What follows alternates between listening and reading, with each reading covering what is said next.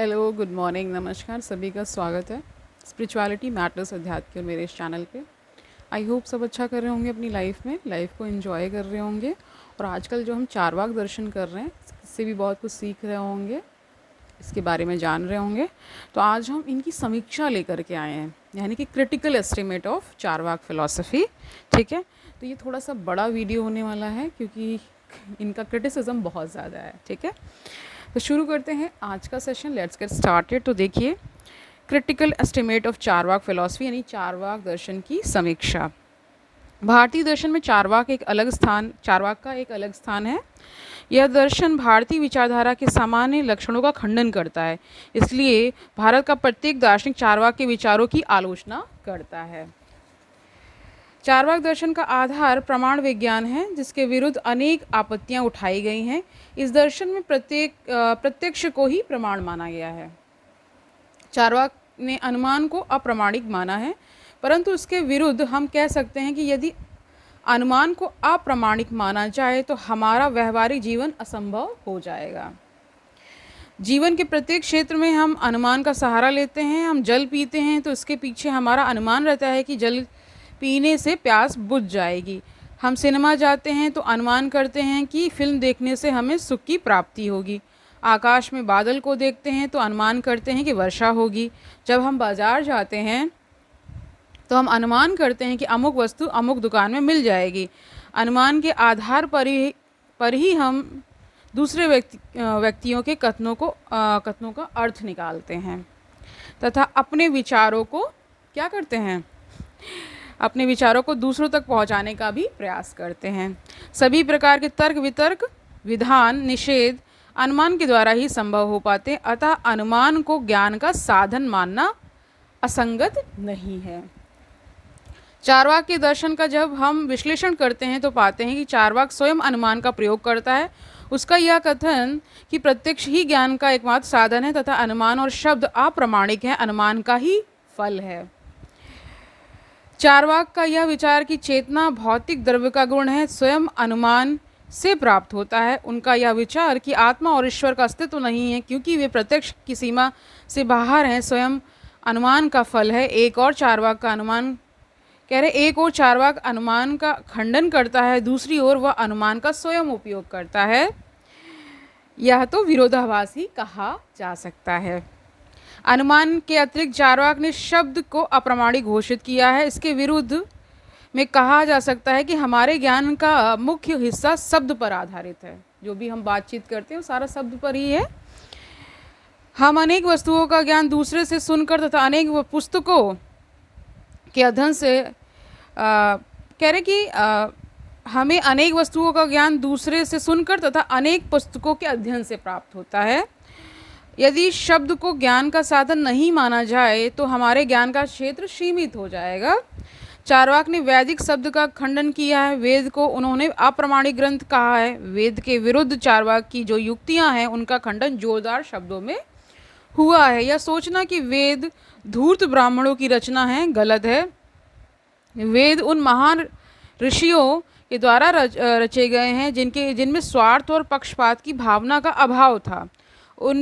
उसमें जीविकोपार्जन तथा सांसारिक सुख भोग की अभिलाषा नहीं थी क्योंकि वे तपस्वी एवं बुद्धिमान थे। चारवाक का यह विचार कि वेद की रचना जीविकोपार्जन के उद्देश्य से की गई है गलत है, अतः चारवाक के वेद विषयक विचार पक्षतापूर्ण है, यानी इसमें पक्षपात आपको दिखाई पड़ता है। चारवाक ने प्रत्यक्ष को ज्ञान का एकमात्र साधन माना है। प्रत्यक्ष को संदेह रहित होने के कारण ही प्रमाण माना गया है, परंतु चारवाक का यह विचार कि प्रत्यक्ष निश्चित एवं संदेह रहित होता है गलत प्रतीत होता है। हमारे अनेक प्रत्यक्ष गलत निकलते हैं, यानी जो भी सामने देखते हैं कभी कभी वो भी गलत हो जाता है, ये बता रहे हैं। हम देखते हैं कि सूर्य पृथ्वी के चारों ओर घूमता है, परंतु वास्तविकता यह है कि पृथ्वी ही सूर्य के चारों ओर घूमती है। सूर्य छोटा दिखाई देता है, परंतु वास्तविकता यह है कि वह अत्यंत ही विशाल है। रेलगाड़ी पर सफ़र करने के समय अनुभव होता है कि वृक्ष, नदी, नाले आदि पीछे की ओर भाग रहे हैं, परंतु वास्तविकता दूसरी रहती है। पृथ्वी चपटी दिखाई पड़ती है, परंतु हम जानते हैं कि यह गोल है। कभी कभी अंधकार में हम एक रस्सी के स्थान पर सांप का अनुभव करते हैं। इससे सिद्ध होता है कि प्रत्यक्ष हमें यथार्थ ज्ञान नहीं प्रदान करता है। इसके अतिरिक्त यदि प्रत्यक्ष को ज्ञान का एकमात्र साधन माना जाए तो ज्ञान का क्षेत्र अत्यंत ही सीमित हो जाएगा। बहुत सी वस्तुओं का ज्ञान प्रत्यक्ष से असंभव है, अर्थात चार्वाक प्रत्यक्ष प्रमाण को मानना भ्रांति मूलक है। आप ये जान लीजिए, क्योंकि हम यहाँ क्रिटिसिज्म कर रहे हैं, समीक्षा कर रहे हैं, इसलिए उनके जो विचार थे उनका खंडन कर रहे हैं। उसको एक तरह से एक तरह से क्रिटिसिज्म का मतलब ये होता है कि उसको क्रिटिसाइज़ करना, है ना, कि ये सही नहीं है।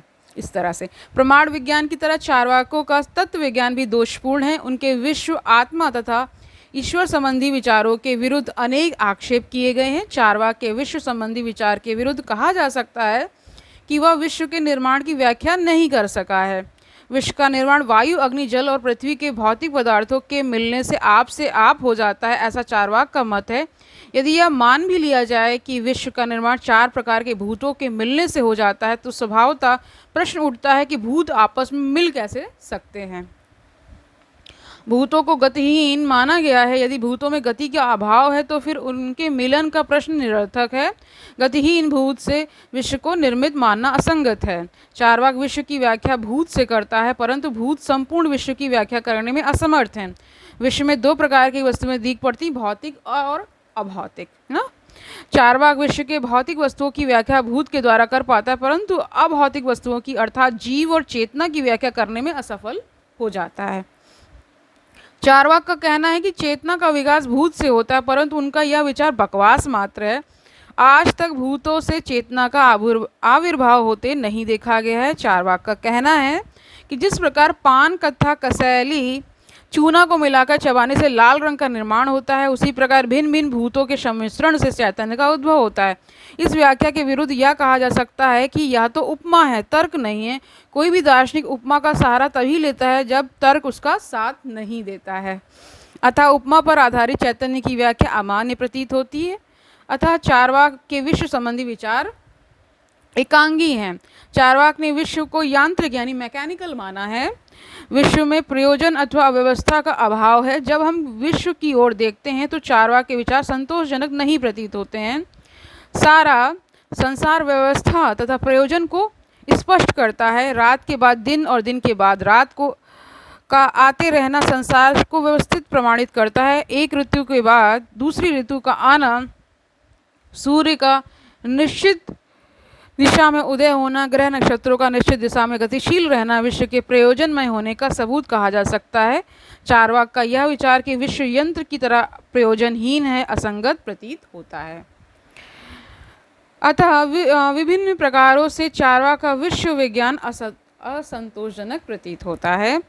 अनेक दार्शनिकों ने चार्वाक के आत्मा संबंधी विचार के विरुद्ध आपत्तियां उपस्थित की हैं और उस पर आक्षेप किए हैं। उन आक्षेपों को इस प्रकार पेश किया जा सकता है। पहला बताया, देखिए क्या, चार्वाकों ने चेतना को शरीर का गुण माना है। चेतना को शरीर का गुण तभी माना जा सकता है जब चेतना निरंतर शरीर में विद्यमान हो, परंतु बेहोशी और स्वप्नहीन निद्रा की अवस्था में शरीर विद्यमान रहता है, फिर भी उसमें चेतना का अभाव रहता है। अतः चेतना को शरीर का गुण मानना भूल है। दूसरा क्या बताया, चार्वाक का कहना है कि यदि चैतन्य शरीर का गुण नहीं होता तो उसकी सत्ता प्राप्त शरीर से अलग भी होती। शरीर से अलग चैतन्य देखने को नहीं मिलता है। इससे सिद्ध होता है कि चैतन्य शरीर का ही गुण है, परंतु चार्वाक के इस कथन से यह सिद्ध नहीं हो पाता है कि चैतन्य शरीर का गुण है। चार्वाक का कथन तो सिर्फ इतना सिद्ध कर पाता है कि शरीर चैतन्य का आधार है। तीसरा, यदि चेतना शरीर का गुण है तो इसे अन्य भौतिक गुणों की तरह प्रत्यक्ष का विषय होना चाहिए, परंतु चेतना को आज तक ना किसी ने देखा है, न सुना है, न स्पर्श किया है, न सूंघा है और न स्वाद लिया है। इससे प्रमाणित होता है कि चेतना शरीर का गुण नहीं है। चौथा बताया, यदि चेतना शरीर का गुण है तो इसे अन्य भौतिक गुणों की तरह वस्तुनिष्ठ होना चाहिए। प्रत्येक व्यक्ति को चेतना के स्वरूप का ज्ञान एक ही समान रहना चाहिए, परंतु इसके विपरीत हम चेतना का ज्ञान वैयक्तिक यानी प्राइवेट पाते हैं। उदाहरण स्वरूप सिरदर्द की चेतना साधारण व्यक्ति और चिकित्सक दोनों को रहती, परंतु दोनों की चेतना में अत्यधिक अंतर रहता है। एक व्यक्ति की चेतना दूसरे व्यक्ति के द्वारा नहीं जानी जाती है। 5वां बताया, यदि चेतना शरीर का गुण है तो हमें शरीर की चेतना का ज्ञान नहीं होना चाहिए, क्योंकि शरीर जो स्वयं चेतना का आधार है कैसे चेतना के द्वारा प्रकाशित हो सकता है। ये सारे प्रश्न कर रहे हैं जो उसका क्रिटिक कर रहे हैं, यानी आलोचना कर रहे हैं। 6ठा बताया, चारवाक के अनुसार प्रत्यक्ष ही एकमात्र ज्ञान का साधन है। प्रत्यक्ष से चारवाक कैसे जान कहने प्रत्यक्ष से चारवाक कैसे जान पाता है कि आत्मा नहीं है। प्रत्यक्ष के द्वारा किसी वस्तु के अस्तित्व को ही जान सकते हैं, जो वस्तु नहीं है उसका ज्ञान प्रत्यक्ष कैसे दे सकता है। या ठीक है कि प्रत्यक्ष के द्वारा आत्मा के अस्तित्व का ज्ञान नहीं होता, परंतु उससे यह निष्कर्ष निकालना कि आत्मा का अस्तित्व नहीं है यह गलत है।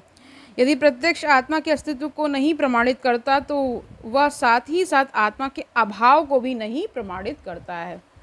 ठीक है, यानी इसमें दोनों चीज़ें आ गई कि प्रमाणित भी नहीं कर पा रहे लेकिन आत्मा को अप्रमाणित भी नहीं कर पा रहे हैं। ओके, आगे जानिए।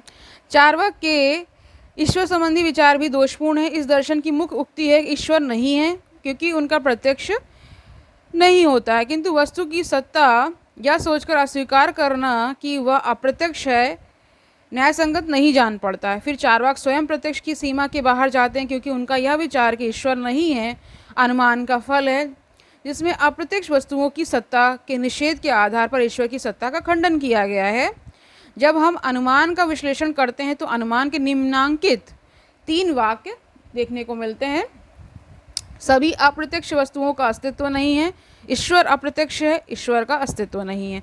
चारवाक स्वयं अनुमान का खंडन करता है। जब अनुमान अयथार्थ है तो अनुमान से प्राप्त ज्ञान ईश्वर नहीं है, वो सत्य मानना असंगत जचता है। चारवाक के ईश्वर संबंधी विचार के विरुद्ध दूसरा आक्षेप यह किया जा सकता है कि उसका यह विचार कि ईश्वर नहीं है साधारण मनुष्य के स्वभाव के प्रतिकूल है। ईश्वर को हम चेतन रूप में माने या न माने, ईश्वर का विचार हमारे मन में किसी न किसी रूप में अवश्य अंतर्भूत रहता है। ऐसा देखा गया है कि जो लोग स्पष्टता ईश्वर का खंडन करते हुए दिख पड़ते हैं वे भी जब सांसारिक यातनाओं का सामना करते हैं तो ईश्वर को अंगीकार करते हैं।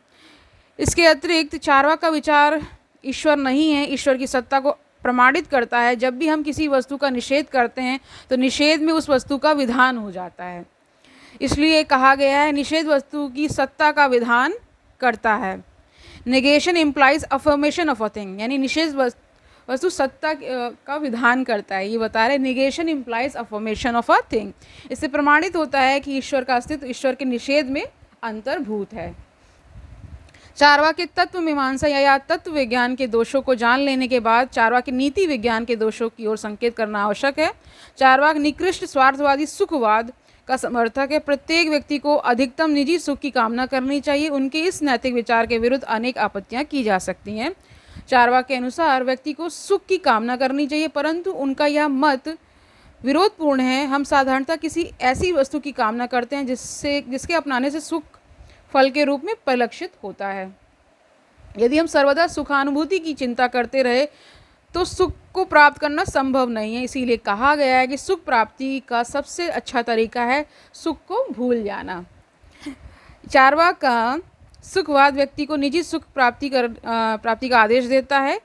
इसे तभी कहा जा सकता है जब यह माना जाए कि मनुष्य पूर्ण रूपेण स्वार्थी होता है, परंतु यह सत्य नहीं है क्योंकि मनुष्य में स्वार्थ भावना के साथ ही साथ परार्थ की भावना भी निहित है। माता पिता अपने बच्चों के सुख के लिए अपने सुख का बलिदान करते हैं। एक देशभक्त मातृभूमि की रक्षा के लिए अपने जीवन का उत्सर्ग कर डालता है। हमारे बहुत से कार्य दूसरों को सुख प्रदान करने के उद्देश्य से संचालित होते हैं। इसलिए यह कहना कि मनुष्य को सिर्फ स्वार्थ सुख की कामना करनी चाहिए सचमुच कृत्रिम है, यानी कि बनावटी। कृत्रिम का मतलब बनावटी होता है। चारवाक के सुखवाद में सभी प्रकार के सुखों को एक ही धरातल पर रखा गया है, परंतु हम यह जानते हैं कि सुख में गुणात्मक भेद होता है। कुछ सुख उच्च कोटि के होते हैं तो कुछ सुख निम्न कोटि के। मदिरापान से प्राप्त सुख और अध्ययन से प्राप्त सुख को समान नहीं माना जा सकता। मदिरापान से प्राप्त सुख अध्ययन से प्राप्त सुख से निम्न कोटि का है। एक कलाकार अपनी कलात्मक रचनाओं की सृष्टि से जो सुख प्राप्त करता है वह शारीरिक सुख से उच्च कोटि का है। अतः चारवाक ने सुखों के बीच गुणात्मक भेद न मानकर भारी भूल की है।